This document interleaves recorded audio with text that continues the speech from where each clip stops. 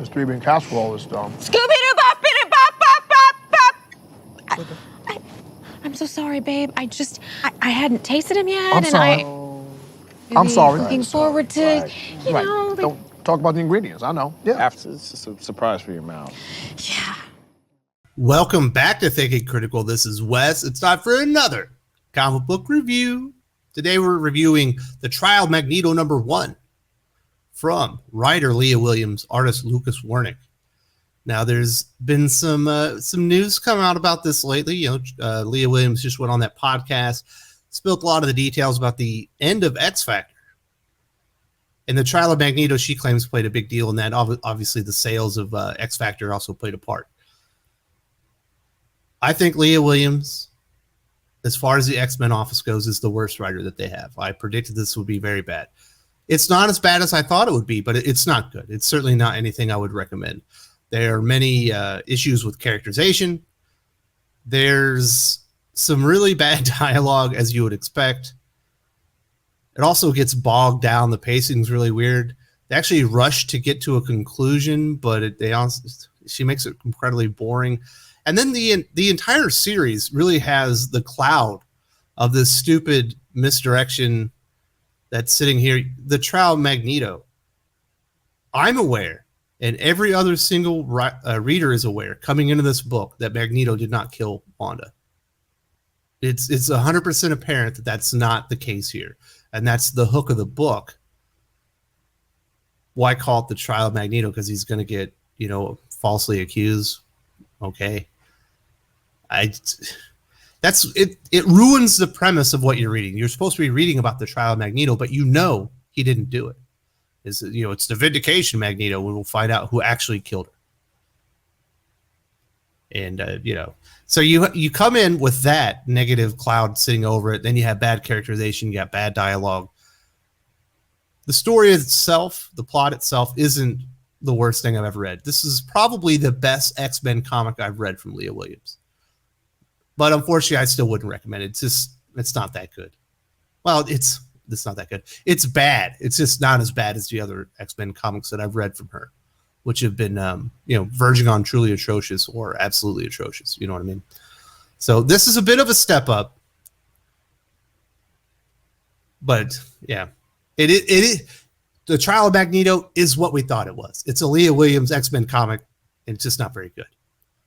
Now, if you've liked Leah Williams' work on X Factor, you're probably going to love this because it's better than pretty much everything else she's written, even with the cloud of us knowing that Magneto actually didn't do this, even though they all come to that conclusion immediately. Now, let's get into the review itself, start talking about the details of what makes this comic book not worth recommending or reading, in my opinion. Let's get into the art by Lucas Werneck. It's not bad. It's pretty good. I'll give it like a 3.5 star kind of quality art. It's not great. It's better than serviceable, but it's right there in the middle. It's pretty good, but it's inconsistent. We can see here on these far left panels, you've got Magneto, and he's confronting Charles Xavier as they're having a meeting of the Quiet Council. And his pose and his face is almost comical in nature. It's over-the-top villainy. It's something that you would see, in a 1970s cartoon. He might as well be twirling his mustache. And it's hard to take the character seriously. Within the same conversation, after a few things happen, we see these middle panels, and Magneto looks absolutely intimidating. He looks terrifying, just in the way that he's posed and the face that's rendered here by Lucas Werneck. Now, this is pretty good. It's clearly the same character, but it doesn't almost even look like the same artist. Like, one of them is doing a pretty serious toned comic, and the other one's over-the-top villainy kind of thing. And you see this inconsistency throughout the comic book. Now, there is one sequence that I think Lucas Werneck does a really good job, and it's when X-Force, X-Factor, and the X-Men all confront Magneto, to kind of take him in, let him know that he's being charged. It's a pretty good action scene. There's some pretty cool moments in here. Here you can see that Dakin decides he's going to be the one to take him out because he doesn't have metal claws. And Magneto shows up and lets everybody know that he is no one to be reckoned with. Unfortunately, it doesn't really work out for him, but the action sequence itself is really well done. It's exciting. It flows really well, and definitely job well done to Lucas Werneck on definitely the standout piece of the entire comic book. I wish it didn't have words. That whole thing, it would have been more exciting. Here you get some stupid maniacal smile on Wolverine's face. Kids these days, she's not good at jokes. We won't even get into the bad jokes, but there's one of them. The entire first part of this story is bogged down because it's the weirdest thing. Apparently, Leah Williams really likes CSI. You have the scene where all the CSI people start using their specialties and they start pointing out all the facts of the case, and things start to come together. They understand what they're missing and what they have to discover and all that stuff. Well, that happens here in this comic book. It might sound exciting, but after reading this, I know that a CSI comic book would absolutely blow, because I've read it here. We get this double page spread. Look how awful this is. There's some pretty cool art here. It's not Greg Capullo. It's not Pepe the Raz, but it's not bad. And it's just completely covered up by word vomit. And here's the worst part. A vast majority of these characters, as they're pointing out information, are just confirming what the other characters are saying. But I guess Leah Williams decided that she needed to affirm the abilities of these characters to the reader by letting them all tell the reader how smart they are while explaining the same information multiple times again and again and again.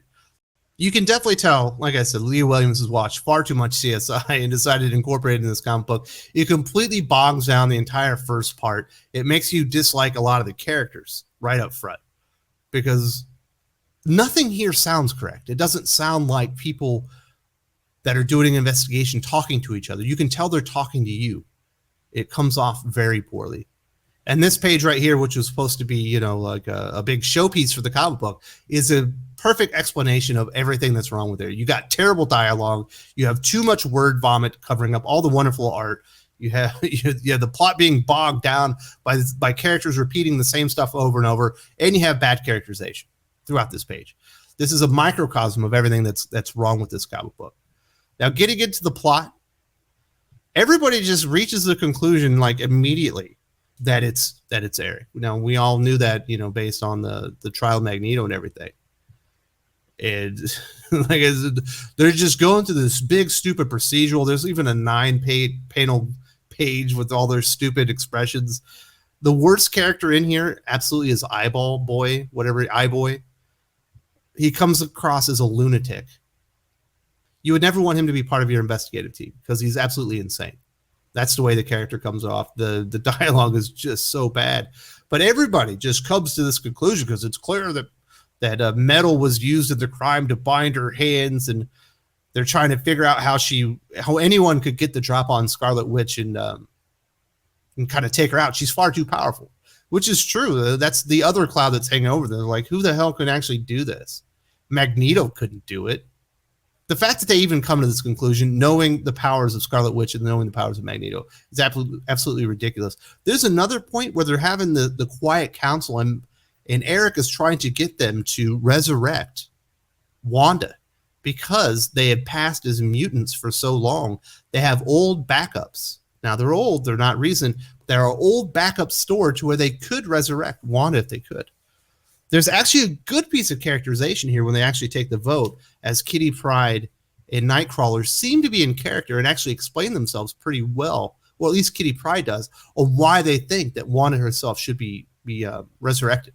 I like that part. Good on you, Leah Williams. You made a good point, and you used the characters to their best ability. But it's really strange. It's like everybody, even though there's been no investigation, nobody knows exactly what happened.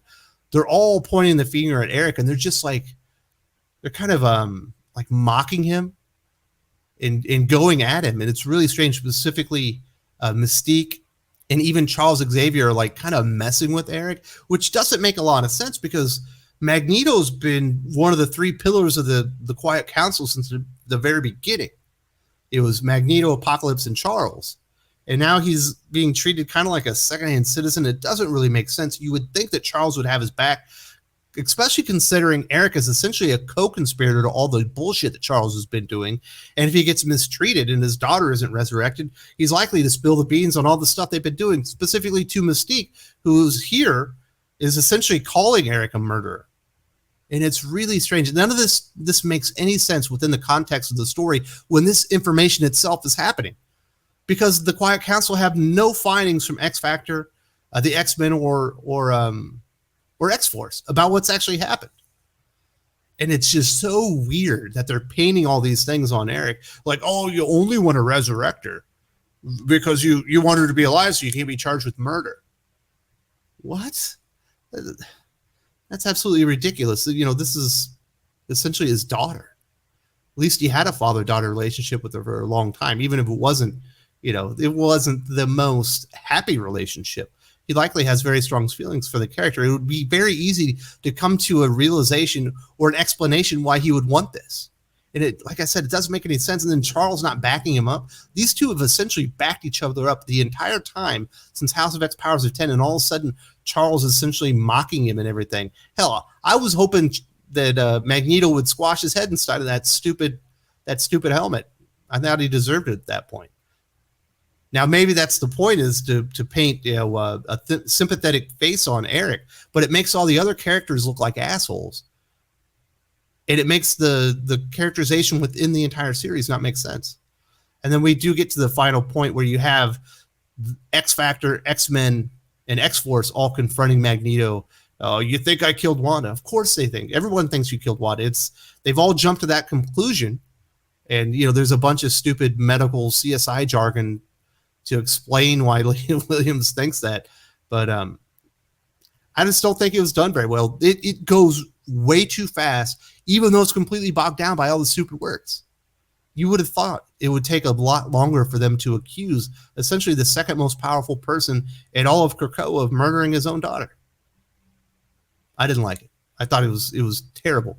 Although the characterization on Kitty and her being for the resurrection of Wanda absolutely made sense to me, as well as Nightcrawler, who unfortunately didn't really get to speak. There is some atrocious dialogue. We get an appearance from the Avengers. Vision obviously shows up because he's, you know, Wanda's partner, and the Avengers are looking at these flowers that were blooming on this on one of the gates to Krakoa, and he says, "This is the precipitously rare everbloom blossom. It is impossible to grow in low altitude tropical climates. This isn't native to Krakoa, I take it." And Iron Man says, "So you gathered us because you're excited to show us an endangered plant?" "No, I summoned you because this is Wanda's favorite flower, and I've been told she's never returned from the Hellfire Gala." You need to say these words out loud. Even for a character like Vision, he has his own cadence and he has his own voice. This just sounds preposterously stupid. No, like she's wanting to present the information that they know that she never returned for the Hellfire Gala, but there's this stupid way to get there, and it's just, first of all, it's a waste of time, and it reads terribly. But that's not the only bit of bad dialogue. Now, Magneto himself is a verbose character. Sometimes he will speak in grandiose manners, but even this sounds stupid by Eric's standards. "Cease this foolishness, daughter. You know you asked me once how I would describe your personality and assumed that I had no answer when I was merely biting my tongue. I now believe it was an error on my part to spare your feelings at the cost of your grasp on reality. Because if you were to ask me again, I would tell you the truth you so desperately lack an understanding of, that you are unhinged and inconsistent at your best." What a diss. Like, God, this sounds so stupid. Like, Leah Williams, if you're watching this, this is terrible dialogue. You have to read this stuff out loud. If it makes sense, even when you're reading it, let somebody else read it to you. And I think you'll see that this reads very poorly. We also get this inner monologue, and it seems like initially that it's Quicksilver, but we find out in the end this is actually Wanda, because she's not actually dead. That's the big spoiler at the end. She's not she's not alive, but she's not dead. She's somewhere else. And this is I imagine this is supposed to sound like poetry, but it just sounds stupid. "Gale force pain slams into you with a shocking blast. Loss levels you. You were not prepared. After a time, you begin to write yourself. I am healing. You may think I am moving on. And this goes on for like 4 pages and it's just stupid. It's so bad. It actually is more than 4 pages. I think it's like 6. Awful, awful, awful, awful. Nothing reads well in this. That's the downfall of the comic. The story itself, it's fine. The characterization's all off. The dialogue's bad. You could make this work, but you would need a competent editor. You would need some oversight. You need some collaboration with someone that's been successful at writing comic books to show you what is not working here. And it's clear that Jordan White is not that person. He only makes the writers worse. Leah Williams was pretty damn competent, if not good, on Amazing Mary Jane. And when she comes into the X-Men office for the second go around, it's awful. Just awful, awful, awful. The man cannot develop or further enhance the talents of others. Jordan White, awful. For some reason, X Factor, who are a bunch of essentially nobodies except for Polaris, who's already on the X-Men team anyway, they're like talking massive amounts of shit to the X-Men and X Factor teams. It's really strange. Like, they should probably gut them all for the way that they're giving them attitude. These are essentially a bunch of nobodies that have never accomplished anything in comparison to the members of X-Men and X-Factor, or I'm sorry, X-Force. It's actually kind of ridiculous that they would even allow them to come along, even though they are the investigative arm. And she's like, North Star, we're here to help. X-Force was working event security here for the Hellfire Gala the night she died. And he says, X-Force was working event security here for Hellfire Gala while a woman was murdered here, and investigating deaths is what X-Factor does. And Wolverine says, mind removing that stick from your butt, bub? The stick stays. God. And then this is what Prestige says to the X-Men. I need all the ride-alongs to stay quiet. She just called the X-Men the ride-alongs. Can you believe this? Like, get out of here. There's only one group that's tagging along here, and it's X-Factor. It's a group of nobodies. They should be honored to be in the presence of the actual X-Men team. Later on, when they're doing an autopsy, which is really strange and it's so stupid. X-Force is just here to review X-Factor's findings. Prodigy, you don't mind, do you? I kind of do. Who the fuck are you, Prodigy? Get out of here. You should jettison this guy. I understand Leah Williams was writing X-Factor, and she wants to make the teams feel important and bigger than they are. But you have to understand their place in the pecking order. And they're lucky to have a seat at the table with groups like X-Force and X-Men at this point. You're just looking at the characters involved. It's ridiculous. The last thing I'll talk about is Quicksilver. Obviously, we talked about that a little bit earlier. He arrives as essentially Magneto is fucking everybody up. And you see him, all of a sudden his helmet hits the ground. Cyclops picks it up because they don't know what's happening.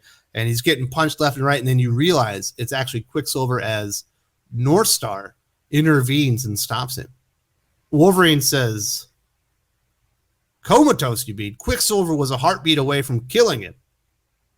Out of his day and mind with rage and grief. If Quicksilver wanted to kill Magneto, there's no way he could stop him. He's too fast. There's no way North Star could have stopped him. But it was nice to see Quicksilver here. I can't remember the last time I saw Quicksilver in a Marvel comic book, which is a bit ridiculous thinking about the importance of the character, at least in the past. So it was nice to see him. It's a ridiculous idea that anyone could stop Quicksilver from murdering somebody if he wanted to. It's like stopping the Flash from killing somebody. If he wants to do it, he's going to do it. There's actually no stopping him. North Star or anybody else is going to be doing that.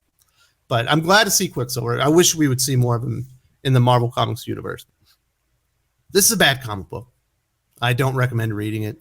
I think 2 stars is generous, propped up by the art by Lucas Werneck, which is above average. It's pretty good. The characterization's bad.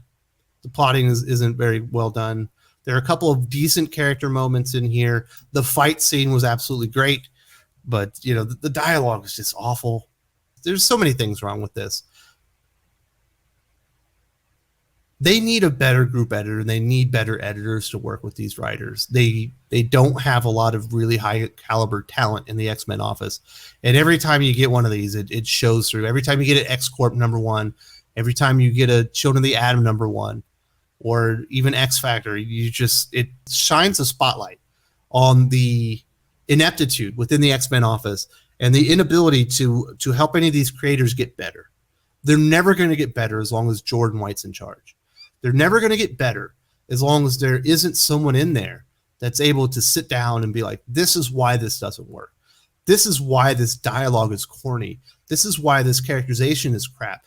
This whole plot here isn't working, and your pacing is incorrect. Jordan White's just not the guy. This is a bad comic book. At this point, you have to start blaming him. The writers are bad, but they're not getting better.